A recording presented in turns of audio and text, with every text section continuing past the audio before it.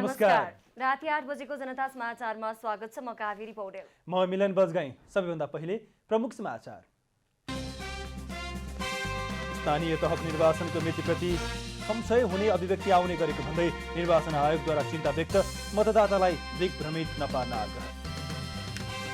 74 सालमा एमाले जितेको स्थानीय तहमा एकीकृत समाजवादीले उम्मेद्वार पाउनुपर्ने अध्यक्ष नेपालको दाबी, टिकटमा विचार गर्न गठबन्धनलाई आग्रह। स्थानीय निर्वाचनमा सत्तारूढ दलहरूबीच प्रतिस्पर्धा हुन सक्ने कांग्रेस प्रवक्ताको भनाई, सत्तारूढ दलहरूभित्र पहिरो जान सुरु गरेको एमाले नेता ग्यावालीको दाबी।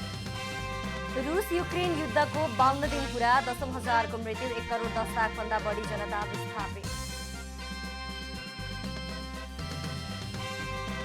र एएफसी एसियन कप सनदमा उत्कृष्ट प्रदर्शन गर्ने खेलाडीहरूको भनाई, बलिया टोली विरुद्ध सुखद नतिजाका लागि लड्ने प्रतिक्रिया।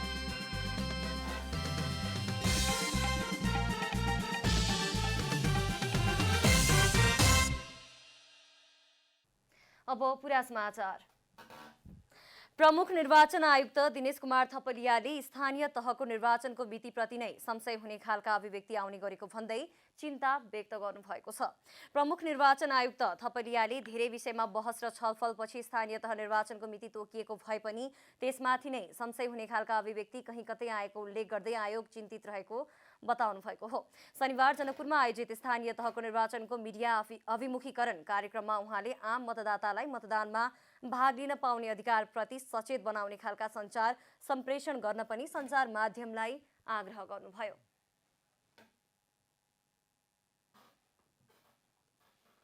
निर्वाचन भनेको समयमा हुनुपर्दछ भनिरहँदा अहिले कहीँ कतै निर्वाचनप्रति संशय उत्पन्न हुने खालका अभिव्यक्तिहरू पनि आयोगको प्रति भने आयोग स्वाभाविक रूपले गम्भीर छ।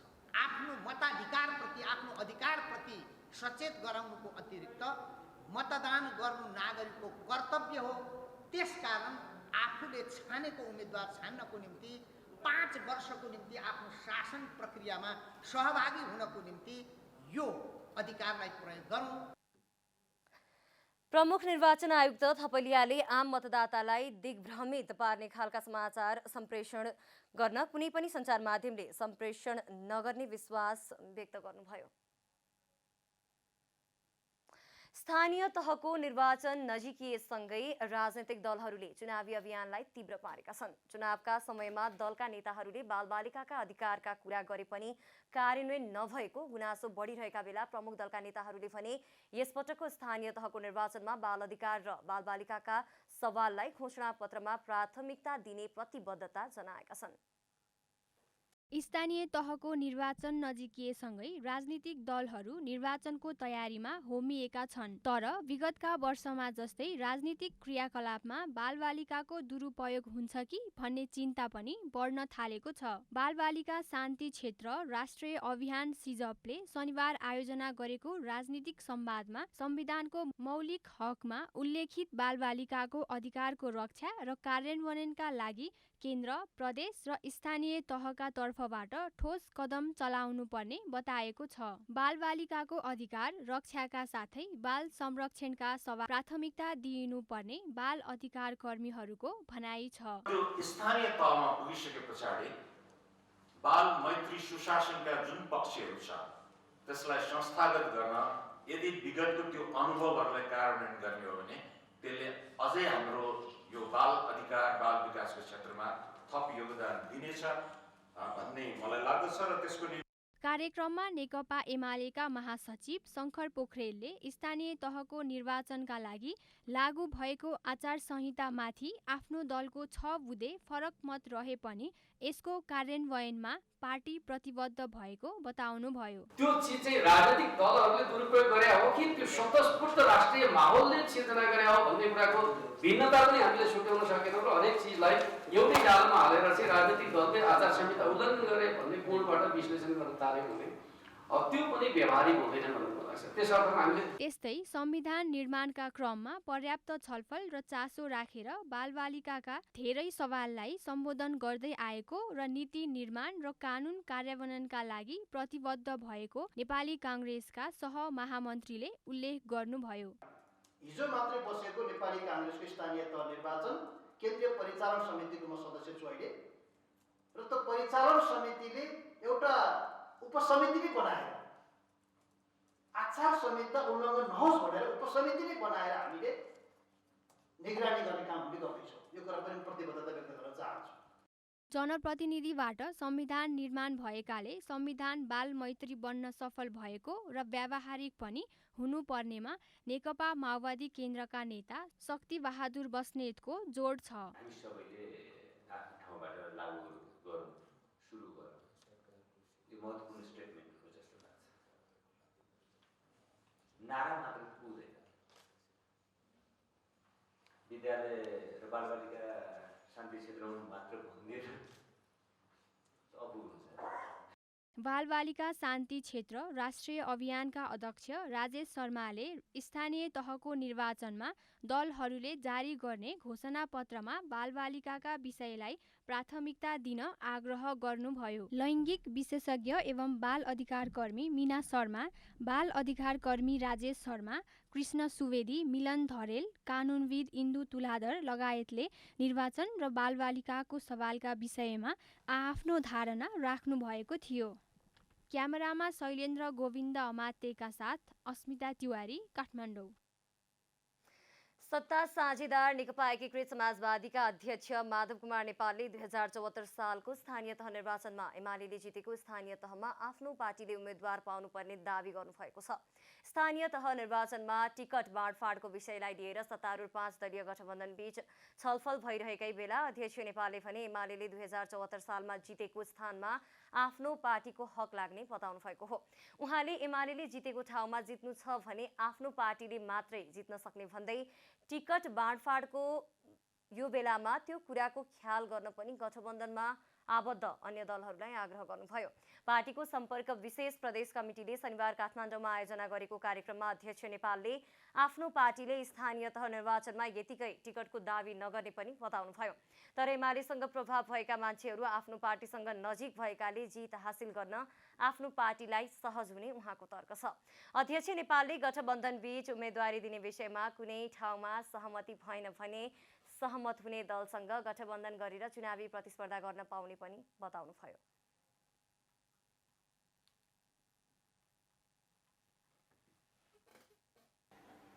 कि एमाले जितेको ठाउँमा पहिलो हक हाम्रो लाग्छ, पहिलो प्राथमिकता हाम्रो। त्यहाँ जित्नु छ भने हाम्रै उम्मेदवारले जित्न सक्छन्, किन एमालेको प्रभाव भएका मान्छेहरू बरु हाम्रो नजिक हुन सक्दछ। यो कुरालाई ख्याल गर्नुहोस्। अवश्य पनि यस बीचमा अरू पार्टीहरू अगाडि बढेका छन् भने, थोरै मत अन्तरले जित हार भएको छ भने त्यो कुरालाई पनि ध्यानमा हामी राख्नेछौँ।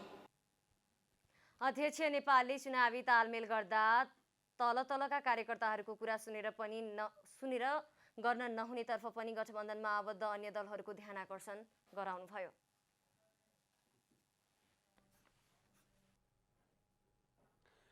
सत्तारूढ प्रमुख घटक नेपाली कांग्रेसका प्रवक्ता डाक्टर प्रकाश शरण महतले स्थानीय तहको निर्वाचनमा सत्तारूढ दलहरूबीच नै प्रतिस्पर्धा हुन सक्ने बताउनु भएको छ। एमाले चुनाव हार्ने तर सत्तारूढ गठबन्धन दलहरूबीच भने आफैले चुनाव जित्छु भन्ने लागेमा त्यहाँ फ्रेन्डली प्रतिस्पर्धा हुने प्रवक्ता महतको भनाइ छ। शनिबार पार्टी केन्द्रीय कार्यालय सानेपामा केन्द्रीय कार्य सम्पादन समितिको बैठक चलिरहेका बेला उहाँले सञ्चारकर्मीमाझ गठबन्धन दलले भने कुनै पनि अवस्थामा एमालेसँग चुनावी तालमेल गर्न नमिल्ने गरी शीर्ष तहमा सहमति गरिएको स्पष्ट पार्नुभयो। कुनै ठाउँमा गठबन्धन दलहरू बीचमै आफ्नो दाबी रह्यो भने त्यहाँ चुनावी प्रतिस्पर्धा हुने प्रवक्ता महतको भनाइ रहेको छ।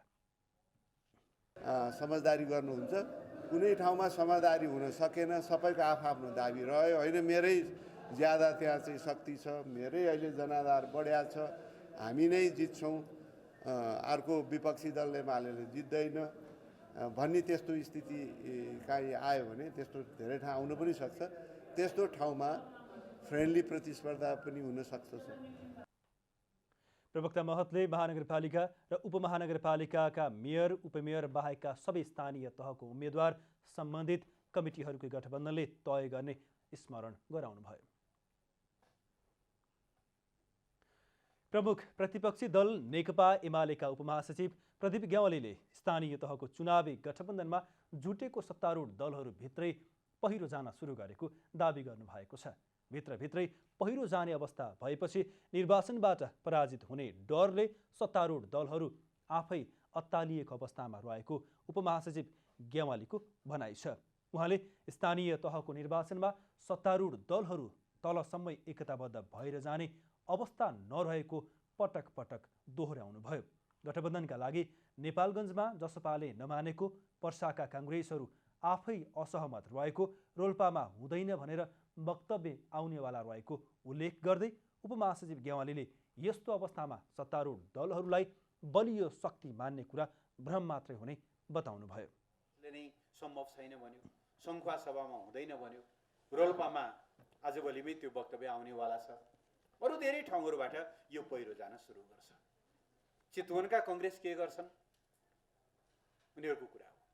तर जे हुँदाखेरि पनि हामीलाई पोलिटिकल्ली, मोरल्ली र गणितीय हिसाबले पनि यसोटी हामी यी सबै कुराहरूको हिसाब किताब लिन्छौँ। उपमहासचिव ग्यावालीले सबै तहको निर्वाचनमा आफ्नो पार्टीले राजनैतिक, नैतिक तथा गणितीय रूपमा पनि जित हासिल गर्ने निश्चित भएको भन्दै सोही अनुसारको तयारीमा जुट्न पार्टीका नेता कार्यकर्ताहरूलाई निर्देशन समेत दिनुभयो। निर्वाचन नजिकिएसँगै पार्टी प्रवेश गराउने र टिकट दिने अभ्यास बढेको देखिन्छ। लामो समयबाट भूगोलमा खटिएका नेताहरू भने यस अभ्यासले मर्कामा पर्ने गरेका छन्। वीरगञ्ज उपमहानगरपालिका र मोरङको रङ्गेली नगरपालिकाका प्रमुखहरू स्थानीय तहको निर्वाचन नजिकै गर्दा नेकपा एमाले पार्टी प्रवेश गराएर टिकटका लागि सिफारिस गरेका प्रतिनिधि पात्र हुन्, जसका कारण भूगोलमा लामो समय पार्टीमा लागेका नेताहरूले स्थान पाएनन्। वीरगञ्ज महानगरपालिका 32 वटा ओडा भएको क्षेत्र हो, जहाँ एमालेसँग 5 ओडाध्यक्ष थिए। एमाले प्रवेश गरेका विजय सराबगीले आफूसँगै 2 थप गरी 7 ओडाध्यक्ष पुर्याएका छन्। पालिका प्रमुखहरूको आधार मानिने ओडाध्यक्षको संख्या भने एमालेसँग कम छ। विजय सराबगी प्रमुखमा चुनिदा उपप्रमुख पदमा पराजित आफ्नो पार्टीकी उम्मेद्वार भन्दा 800 मत बढी पाएका थिए। एमाले अघिल्लो चुनावमा विजेता पार्टीको तुलनामा आधा मत पाएको थियो। सराबगीका लागि जित कठिन देखिन्छ। एमाले प्रवेश गरेका मोरङका रङ्गेली नगरपालिकाका प्रमुख दिलीप कुमार अग्रवाल टिकटका लागि सर्वसम्मत सिफारिसमा परेका छन्। उनले माओवादी केन्द्रबाट आफूसँगै निर्वाचित सबै वडाध्यक्ष र उपमेयर लिएर एमाले प्रवेश गरेका थिए। पालिकाका 9 वडा मध्ये एमाले जितेको 1 वडा र अग्रवालसँगै एमाले प्रवेश गरेका 3 वडाध्यक्ष गरी एमालेसँग 4 वडाध्यक्ष भएका छन्। त्यसमध्ये अग्रवाल आफै पनि उक्त क्षेत्रमा मत बोक्ने नेता हुन्। आफ्नै पार्टीकी विजेता उपप्रमुख भन्दा करिब 2300 मत उनले बढी ल्याएका थिए, जसले उनमा भने नेकपा एमाले आशा राख्ने स्थिति छ। यद्यपि पार्टी स्वयंले नेता विकसित गर्ने अभ्यास भने कमजोर भएको देखाउँछ। यस्तै केही समय अगाडि मात्रै नेपालगञ्ज उपमहानगरपालिकामा एमाले प्रवेश गरेका पशुपति दयाल मिश्रलाई नेकपा एमाले उम्मेद्वार बनाउने निर्णय गरेको छ। त्यस्तै लोकतान्त्रिक समाजवादी पार्टीबाट केही समय अगाडि मात्रै प्रवेश गरेका शिव पटेल पर्साको बहदुरमाई नगरपालिकाको लागि एमालेबाट उठ्ने भएका छन्। जितको सुनिश्चितता बिना नै टिकट दिनुपर्दा भने लामो समय भूगोलमा सङ्घर्ष गरेर बसेका अधिकांश नेताको चित्त दुखाइ हुने गरेको छ, जसले पार्टीगत व्यवस्था भन्दा पनि व्यक्तिवादलाई प्रोत्साहन गरिरहेको देखिन्छ। जनता टेलिभिजनका लागि विकास पौडेल, काठमाडौँ। जनता समाचारमा अब छोटो विश्राम।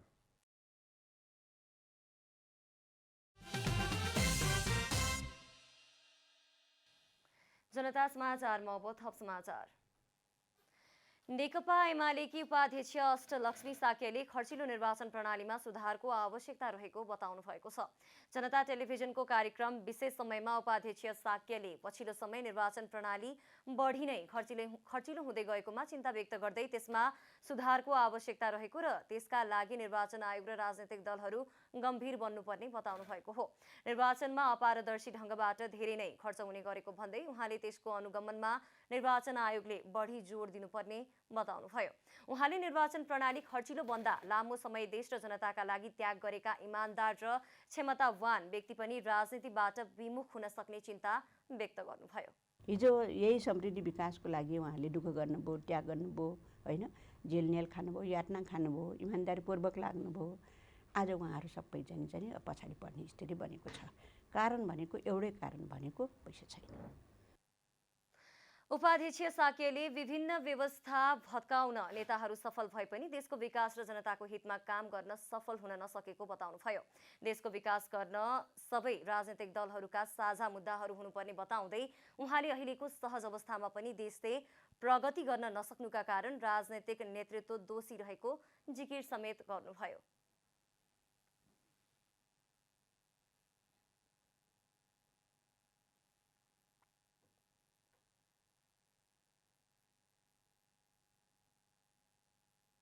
अहिले महत्त्वपूर्ण भनेको राजनीतिक परिवर्तनको त्यसमा टेकेर, त्यो आधारमा टेकेर आर्थिक परिवर्तन गर्ने, आर्थिक छ होइन, रूपान्तरणको कुरा र सांस्कृतिक रूपान्तरणको कुरा, सामाजिक परिवर्तनको कुरा होइन, र सामाजिक अनि न्यायका कुराहरू गर्नुपर्थ्यो होइन, सामाजिक न्यायका कुराहरू गर्नुपर्छ र सामाजिक चाहिँ नि कम्तीमा पनि अब यहाँ सबै खालका विविधहरूले चाहिँ कम्तीमा पनि गणतन्त्र आएको महसुस होस् नि त।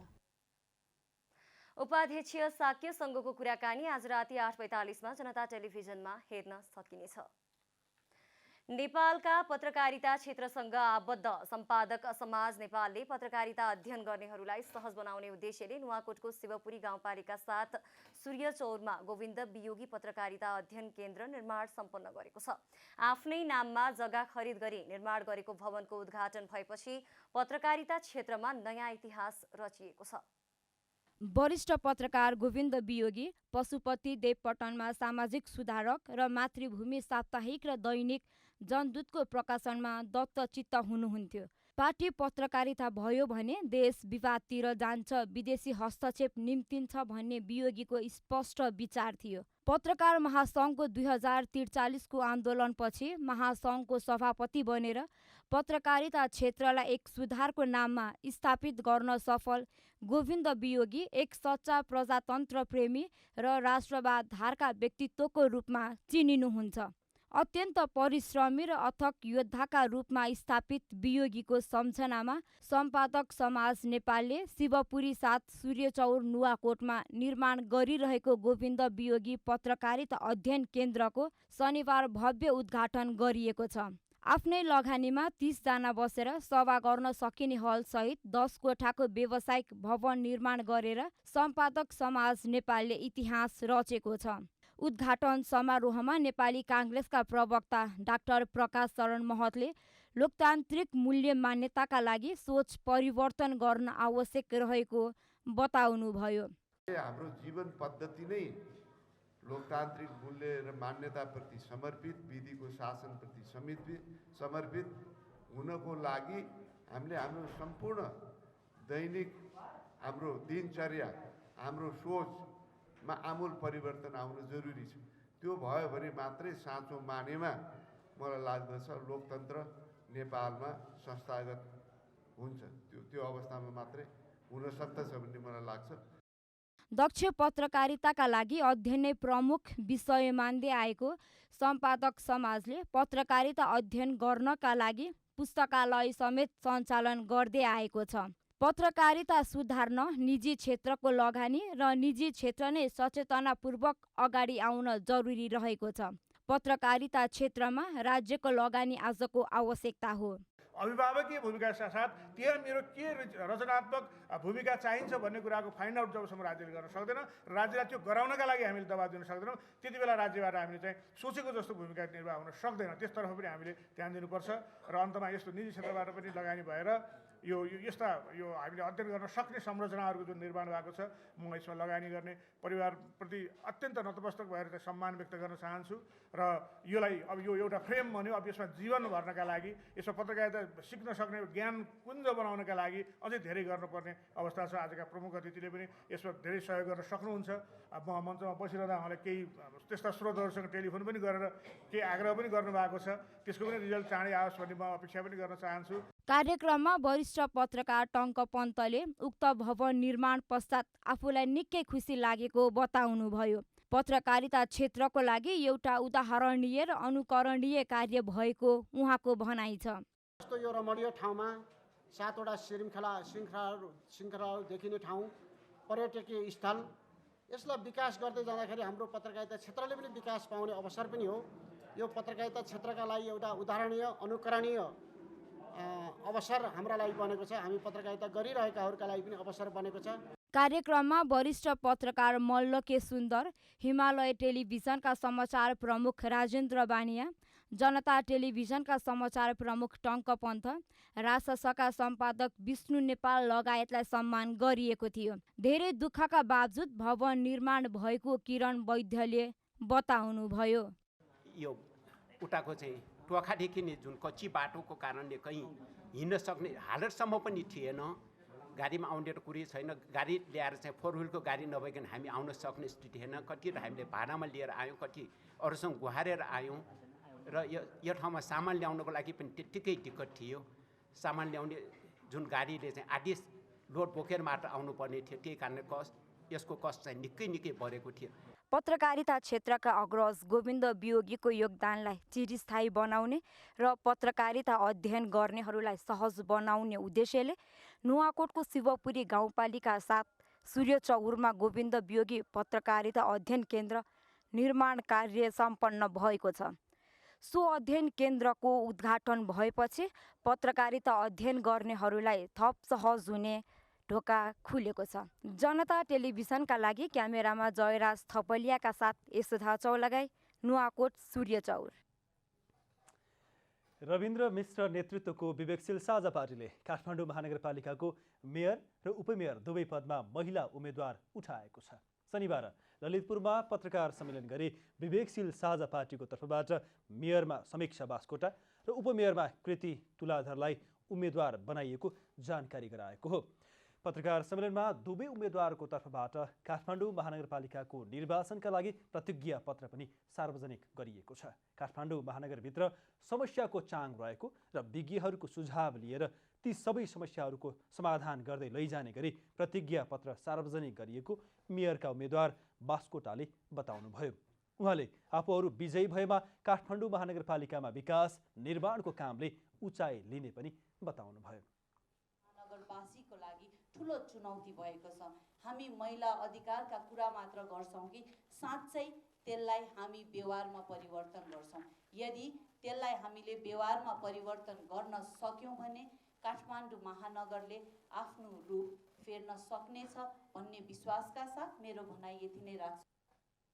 पार्टीका संयोजक मिश्रले प्रदूषित, अव्यवस्थित र कङ्क्रिटको जङ्गलको रूपमा रूपान्तरित भएको काठमाडौँ महानगरपालिकाको स्वरूपमा परिवर्तन ल्याउने गरी आफ्नो पार्टीले मेयर र उपमेयरको उम्मेद्वार बनाएको दावी गर्नुभयो। अव्यवस्थित छ, यो कङ्क्रिटको जङ्गलमा रूपान्तरण भइरहेछ। यहाँका नदी नाला पोखरीहरू तलाउहरू सबै हाम्रा सभ्यताका अंशहरू थिए, ती बर्बाद भएको छ। र काठमाडौँ भनेको संसारकै सबैभन्दा विशिष्ट सभ्यता नेवा सभ्यताको केन्द्र हो र त्यो नेवा सभ्यताको क्षयीकरण कसरी भएको छ तपाईले इमेजिन गर्न सक्नुहुन्छ।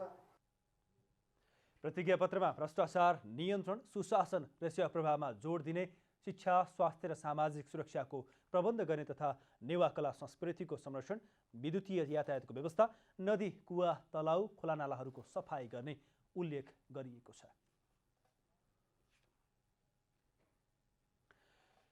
कञ्चनपुरकी एक एकल महिलालाई झारफुक गर्ने भन्दै कुटपिट गरेर हत्या गरिएको छ। प्रहरीले घटनामा संलग्न धामी झाँक्री, धर्मानन्द भट्ट र नारायण दत्त भट्ट, कमला साउद सहित 7 जनालाई नियन्त्रणमा लिई अनुसन्धान गरिरहेको छ।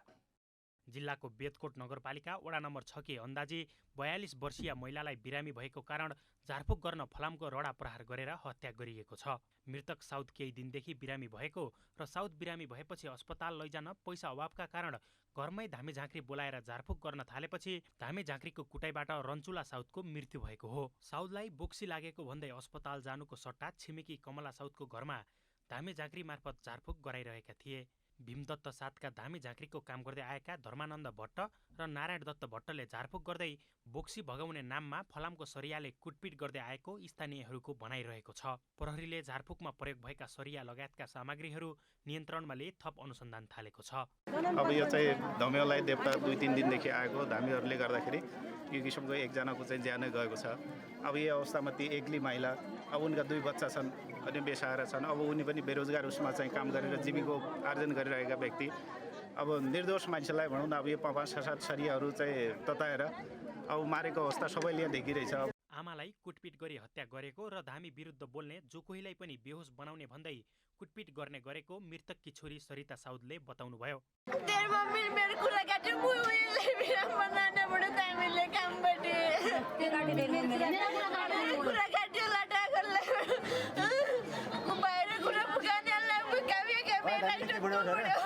यस्ता जघन्य अपराध गर्नेलाई उन्मुक्ति दिन नहुने र मृतकका छोराछोरीलाई समेत उचित क्षतिपूर्ति दिनुपर्ने जनप्रतिनिधिहरूको भनाइ छ। जब अब यो घटनाको वास्तविक के रहेछ बुझेर उनीहरूलाई यो अपराधीहरूलाई कति छन् यसमा संलग्न सबैलाई कडा कारवाही र त्यो नाबालक छोरीहरूको क्षतिपूर्तिको विशेष माग गरेर हामीहरूले त्यो माग पुरा सम्बोधन गर्नुपर्छ भन्ने पनि म भन्न चाहन्छु। श्रीमानको पहिले नै मृत्यु भइसकेकी मृतक साउदले दैनिक ज्याला मजदुरी गरेर परिवार धानिरहेकी थिइन्। मृतक साउदका 2 छोरी रहेका छन्। प्रहरीले घटनामा संलग्न धामी झाँक्री धर्मानन्द भट्ट र नारायण दत्त भट्ट कमला साउद सहित 7 जनालाई नियन्त्रणमा लिई अनुसन्धान गरिरहेको छ। कञ्चनपुरबाट धर्मराज कठायतको रिपोर्ट। परराष्ट्र मन्त्री डाक्टर नारायण खड्काले जापानले समृद्धिका लागि हासिल गरेको ज्ञान, सिप र अनुभव नेपालका लागि अति उपयोगी हुने बताउनु भएको छ। नेपाल जाइका अल्मनाई एसोसिएसनले शनिबार काठमाडौँमा आयोजना गरेको एक कार्यक्रममा मन्त्री खड्काले जापानमा गएका नेपालीहरूले हासिल गरेका ज्ञान, सिप र अनुभव नेपालले उपयोग गरेर अघि बढ्नुपर्ने पनि बताउनुभयो। उहाँले जापानले नेपालको विकासमा पुर्याउँदै आएको सहयोगको पनि खुलेर प्रशंसा गर्नुभयो। भूकम्प वा कोभिडको बेला जापानले नेपालमा ठूलो मानवीय सेवाको क्षेत्रको काम गरेको उल्लेख गर्दै मन्त्री खड्काले त्यसका लागि नेपाल सरकारको तर्फबाट धन्यवाद समेत व्यक्त गर्नुभयो। जापानले हामीलाई अप्ठ्यारो पऱ्यो होला, चाहे भूकम्पको बेलामा होस् चाहे कोभिडको बेलामा होस्, जापानले धेरै ठुलो मानवीय सहयोग पनि उपलब्ध गराएको छ। यसको लागि पनि म जापान सरकारलाई चाहिँ नेपाली जनता, नेपाल सरकार मेरो तर्फबाट हार्दिक धन्यवाद दिन चाहन्छु। र यो संस्थाको उज्जवल भविष्यको सफलताको कामना पनि सामान्य प्रधानमन्त्रीले व्यक्त गर्नुभएको छ, मलाई भनिदिनुहोस् भन्नुभएको छ। त्यसैले पनि म उज्जवल कामना गर्न चाहन्छु तपाईँहरूको जानको।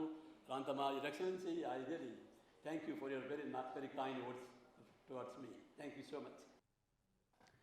मन्त्री खड्काले जापानले नेपाललाई बिना शर्त सहयोग गर्दै आएको पनि स्मरण गराउनुभयो। उहाँले नेपालको विकास साझेदारीमा जापान सरकारको सबैभन्दा ठूलो योगदान रहेको पनि बताउनुभयो।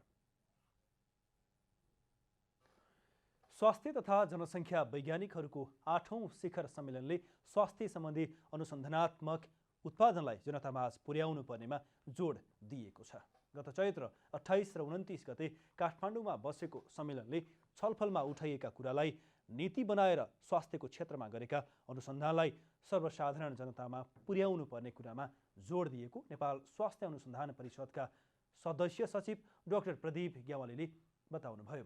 उहाँले अब अस्पताल सम्बन्धीका अध्ययन तथा अनुसन्धानहरू हुन आवश्यक रहेको पनि बताउनुभयो। ग्यावालीले अनुसन्धान परिषदलाई काम गर्न नसकेको भनेर मिथ्या आरोप लगाउन खोज्नु गलत भएको बताउनुभयो। उहाँले नेपालमा केही नीतिगत र कानुनी अडचनको कारणले क्लिनिकल ट्रायल गर्ने उपयुक्त ल्याब तथा परीक्षण केन्द्र नहुँदा कोरोना विरुद्धको भ्याक्सिन उत्पादन गर्ने लगायतका कुरामा पछि परेको बताउनुभयो। तपाईँको समृद्धितर्फ लानको लागि औषधिको अनुसन्धान, रिसर्च, क्लिनिकल ट्रायल अथवा डेभलपमेन्टका कुराहरू महत्त्वपूर्ण रहेछन्। र अब नेपालमै प्री क्लिनिकल स्टडी, ल्याब बेस्डको स्टडी लगायत क्लिनिकल ट्रायलै हामी गर्न सक्छौँ। लाइक हामीले त्यहाँ केही पनि गऱ्यौँ भने हामीले भ्याक्सिन उत्पादन गर्न पाएको भए आज हाम्रो त्यहाँ थिम त्यो थियो कि आज हामीले भ्याक्सिन अथवा कोभिड-19सँग सम्बन्धित ड्रग उत्पादन हामीरै चाहिँ परिवेशन गर्न पाएको भए अथवा हामी त्यो खालको साधन स्रोत सम्पन्न 10 वर्ष अगाडि भइदिएको भए। सदस्य सचिव डाक्टर ग्यावालीले नेपालमा अध्ययन अनुसन्धानका लागि टेक्नोलोजीको कमी रहेको र अभ्यास परीक्षणका कुराहरूको कमी भएकोले यसलाई बढाउन सके अनुसन्धानको क्षेत्रमा उल्लेख्य प्रगति हुने विश्वास समेत व्यक्त गर्नुभयो। अब आर्थिक समाचार।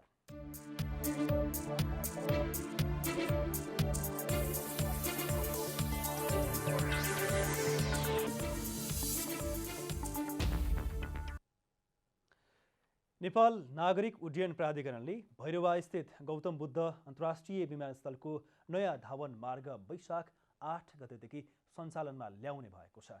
सुरु हुने भए पनि अन्तर्राष्ट्रिय उडान भने जेठ 2 गतेबाट मात्रै हुने भएको छ। नेपाल नागरिक उड्डयन प्राधिकरणले भैरवा स्थित गौतम बुद्ध अन्तर्राष्ट्रिय विमानस्थलको पुरानो 1500 मिटर लामो धावन मार्ग बन्द गरेर 3000 मिटर लामो नयाँ धावन मार्ग सञ्चालनमा ल्याउन लागेको हो। नेपाल नागरिक उड्डयन प्राधिकरणका महानिर्देशक इन्जिनियर प्रदीप अधिकारीले बुद्ध, यति, श्री, गुण र सौर्य गरी 5 एयरलाइन्सले वैशाख 8 गतेदेखि आन्तरिक उडान सुरु गर्ने बताउनुभयो। उहाँले वैशाख 8 गतेदेखि धावन मार्ग सुरु हुने भए पनि अन्तर्राष्ट्रिय उडान भने जेठ 2 गते बुद्ध जयन्तीका दिनबाट सुरु हुने जानकारी दिनुभयो। वैशाख 8 गतेदेखि विधिवत रूपमा व्यापारिक उडानमा यो विमानस्थल सञ्चालन हुनेछ। अन्तर्राष्ट्रिय उडानको हकमा हामीले यसको डेट हामीले जेठ 2 गते राखेका छौँ। जेठ 2 गतेदेखि अन्तर्राष्ट्रिय र आन्तरिक उडानहरू हुनेछन्, व्यावसायिक उडानहरू। तर जेठ 8 गतेपछि चाहिँ यो विमानस्थल व्यावसायिक उडानमा सञ्चालन हुनेछ। महानिर्देशक अधिकारीले पोखराको विमानस्थलको भौतिक पूर्वाधारको काम पनि लगभग सकिएको र छिटोमा दशैँसम्ममा पोखरा विमानस्थलबाट पनि अन्तर्राष्ट्रिय उडान गर्ने बताउनुभयो। पोखराको पनि भौतिक पूर्वाधारको काम चाहिँ लगभग सम्पन्न भएको अवस्था छ। त्यसमा 2टा इस्युहरू मात्र अब बाँकी छ हामीलाई। अन्यथा ढिलो भयो भने अङ्ग्रेजी नयाँ वर्ष जनवरी 1, 2023, हामीले सोचे जस्तो भयो भने दसैँ, बडा दसैँमा पोखराबाट अन्तर्राष्ट्रिय उडान हुनेछ। कोरोना भाइरसपछि बढ्दो हवाई उडानको चाप बढेसँगै अब प्राधिकरणले अन्तर्राष्ट्रिय विमानस्थललाई 24 घण्टा सञ्चालन गर्ने पनि महानिर्देशक अधिकारीले जानकारी दिनुभयो। त्यस्तै प्राधिकरणले त्रिभुवन अन्तर्राष्ट्रिय विमानस्थल जेठ 15 देखि 24 घण्टा खुल्ला गर्ने र गौतम बुद्ध तथा पोखरा अन्तर्राष्ट्रिय विमानस्थल पनि सञ्चालनपछि 24 घण्टा खुल्ला गर्ने जनाएको छ। काठमाडौँ मात्र होइन, अब गौतम बुद्ध विमानस्थल र पछि पोखरा विमानस्थल पनि अन्तर्राष्ट्रिय विमानस्थलको हकमा नेपाल नागरिक उड्डयन प्राधिकरण 24 घण्टा विमानस्थल खुल्ला राख्ने हाम्रो योजना छ र यो सम्भवतः यो आर्थिक मसान्तमा सम्म हामी यो 24 घण्टा खुल्ला गर्ने विषय चाहिँ हामी गराउँछौँ। प्राधिकरणले तराईका विमानस्थलमा भइरहेका रात्रिकालीन आन्तरिक उडानलाई 12 बजेसम्म सञ्चालन गरेपछि त्यसले पर्यटन क्षेत्रमा पनि सुधार गर्ने विश्वास लिएको छ। हवाई उडानको उचित र सही व्यवस्थापन गरेर अघि बढ्ने हो भने त्यसबाट आएको रकमले नै विमानस्थलको मर्मत र देशको समृद्धिमा सहयोग पुग्ने विश्वास प्राधिकरणको छ। जनता समाचारमा अब छोटो विश्राम।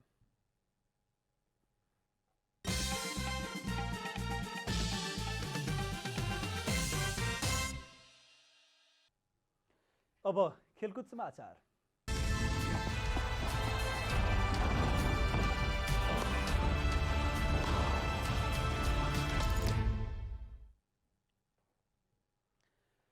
राष्ट्रिय टोलीको खेल वा प्रशिक्षणमा प्रशिक्षक सर्वेसर्वा हुन्। प्रशिक्षकको निर्देशनमा खेलाडीको खेल्ने शैली बन्छ। तर फुटबलका प्रशिक्षक अब्दुल्ला अल्मुताइरी खेल वा प्रशिक्षणमा मात्र होइन, अन्य विषयमा पनि हावी हुने गरेका छन्। शनिबार खेलाडी सङ्घको पत्रकार सम्मेलनमा पनि उनै बढी सक्रिय भए। त्यति मात्र होइन, पत्रकार सम्मेलन अघि नै उनले सञ्चारकर्मीलाई खेलाडीसँग एन्फा निर्वाचन, एनएसएल र क्लबका प्रशिक्षकका बारेमा नसोध्न भने, जुन उनको दायराभन्दा बाहिर थियो। 2 चरणमा पत्रकार सम्मेलनमा खेलाडीलाई उपस्थित गराएका अल्मुताइरी एउटा सत्रका लागि 10 मिनट दिएका थिए। पहिलो सत्रमा अधिकांश प्रश्नको जवाब खेलाडी सुरज श्रेष्ठले दिएपछि बाँकी 3 खेलाडीलाई सोध्न नपाउँदै अल्मुताइरीले समय सकिएको भन्दै खेलाडीलाई बाहिर पठाए। उनको त्यो प्रस्तुतिले उपस्थित पत्रकार रनभुल्ल बने।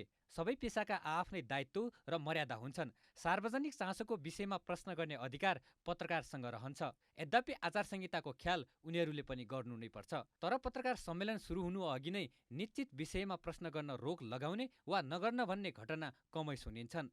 राष्ट्रिय फुटबल टोलीका प्रशिक्षक अब्दुल्ला अल्मुताइरीले शनिबार एएफसी एसियन कप तयारीमा रहेका खेलाडीसँग अन्तर्वार्ता अघि पत्रकारलाई यो सोध्नु र नसोध्नु भन्दै रिसाउँदा उनको हावी नेपाली सञ्चार माध्यममा छर्लङ्ग भएको हो। त्यति मात्र होइन, पत्रकार सम्मेलन अघि नै उनले सञ्चारकर्मीलाई खेलाडीसँग एन्फा निर्वाचन, एनएसएल र क्लबका प्रशिक्षकका बारेमा नसोध्न भनेका थिए। जबकि पत्रकार सम्मेलन नेपाल 1.5 महिनापछि हुने एएफसी एसियन कप छनौट खेलको तयारीको विषयमा रहेको थियो।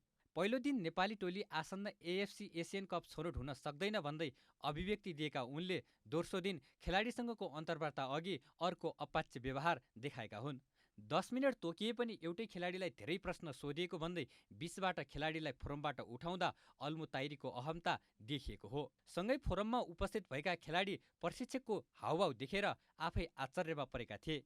खेलाडीका लागि समयको पाबन्दी लगाएका अल्मुताइरीले यसअघिको अघिल्लो दिन आफ्नो पत्रकार सम्मेलनमा भने समय सीमा तोकेका थिएनन्। आधा घण्टाभन्दा बढी समय पत्रकार सम्मेलनमा बिताएका अल्मुताइरीले आफ्नो दायराभन्दा बाहिर गएर फुटबलको सर्वोच्च निकायको कार्यशैलीमा पनि प्रश्न गरेका थिए। अल्मुताइरी कहिले अनुशासन त कहिले एन्फा पदाधिकारीको झमेलामा फस्ने गरेका छन्। उनी पटक पटक विभिन्न कारणले विवादमा पर्दै आएका छन् भने सञ्चार माध्यमको टीका टिप्पणीलाई खरो रूपमा आलोचना गर्दै आएका छन्। अब मौसम समाचार।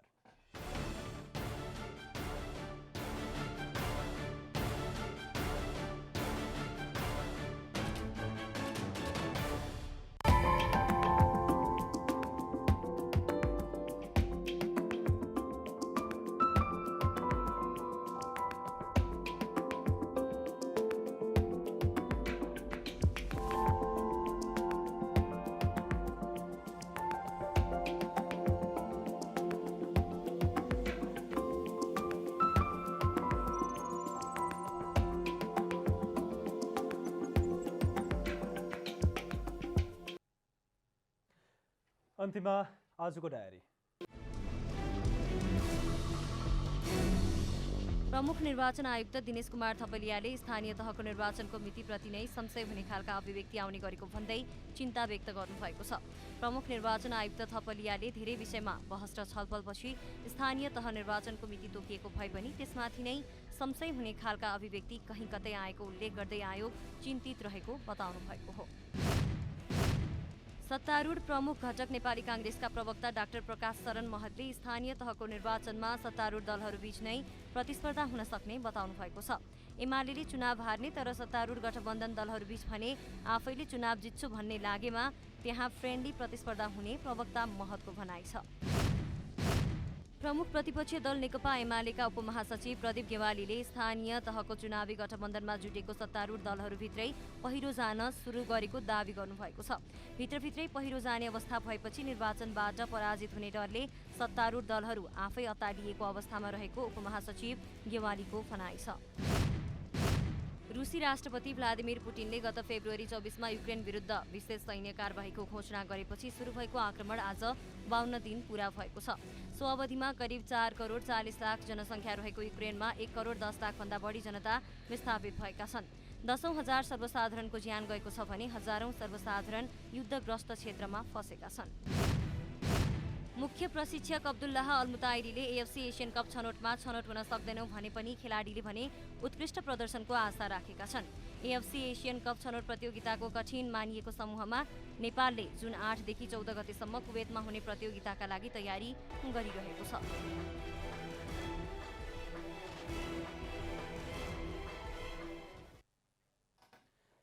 जनता समाचार अहिलेलाई यति नै। जनताद्वारा जनताका लागि प्रसारित जनता टेलिभिजनका कार्यक्रमहरू युट्युब, ट्विटर, फेसबुक र हाम्रो वेबसाइट जनतासमाचार.com मा पनि पढ्न र हेर्न सक्नुहुनेछ।